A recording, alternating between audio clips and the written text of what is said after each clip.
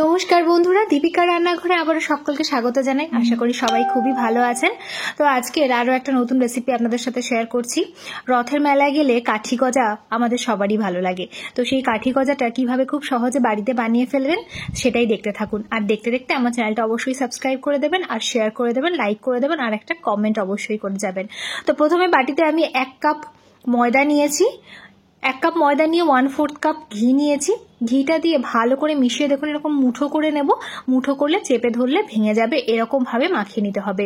তারপরে অল্প অল্প জল দিয়ে একটা ডো বানিয়ে নেব। খুব সফটও হবে না আর খুব শক্তও হবে না।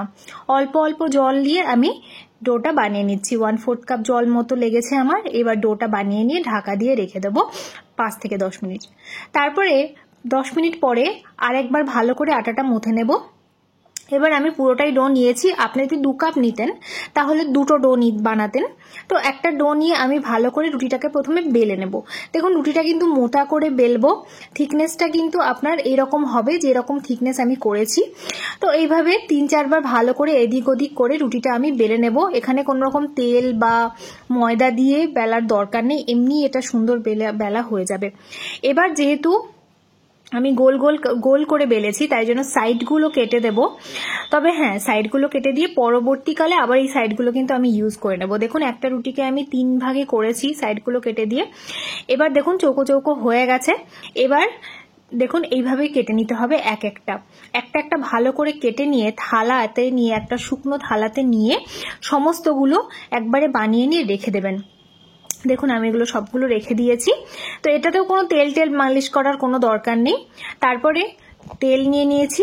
তেল নিয়ে তেলটা কিন্তু একদম গরম হবে না, জাস্ট কড়ায় বসিয়ে 1 মিনিট পরেই লো আঁচ রেখে একটা করে দিয়ে দেবেন।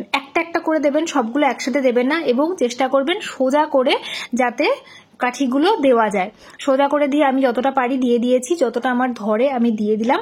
দেখুন ভালো করে সবগুলো আমি দিয়ে দিয়েছি, একবারে যতটা আমার হয়েছিল সবটা দিয়ে দিয়েছি।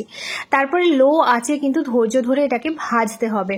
দেখুন 15 থেকে 20 মিনিট সময় লাগবে। এবার যদি আমি উল্টোতে চান তাহলে কিন্তু খুব আলগা হাতে উল্টোতে হবে, কারণ এই সময় এটা খুবই নরম থাকে। দেখুন 1-2টো সবগুলোই মানে সোজা হয়েছে, আমি যেহেতু সোজা করেই ফেলেছিলাম। তারপরে দেখুন এভাবে লাল লাল করে ধীরে ধীরে ভাজা হতে থাকবে। ভাজা আমার হয়ে গেছে। সুন্দর একটা এরকম ব্রাউন রং চলে আসলে থালাতে তুলে রেখে দিন। রেখে দিয়ে সবগুলো তুলে নিন। তুলে দিয়ে এটা ঠান্ডা করতে দেবেন, তখনই চিনি শিরায় দিয়ে দেবেন না। 5-7 মিনিট এইভাবে রেখে দেবেন ফ্যানের তলায়। দেখুন আমি একটা ভেঙে দেখাচ্ছি।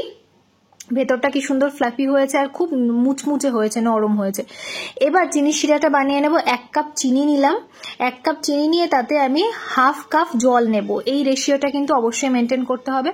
1/2 কাপ জল দিয়ে মিডিয়াম আঁচে ভালো করে চিনিটা গুলিয়ে নিতে হবে। চিনিটা গোলা হয়ে গেলে দেখুন এরকম ভাবে বাবলস আসবে। বাবলস আসলে কাঠি গজাগুলো দিয়ে দিতে হবে। কাঠি গজাগুলো দিয়ে নাড়তে হবে। 1 মিনিট আপনি গ্যাসটা জ্বালিয়ে রাখবেন, তারপরে গ্যাসটা বন্ধ করে দিয়ে অনবরত এইভাবে নাড়তে থাকবেন।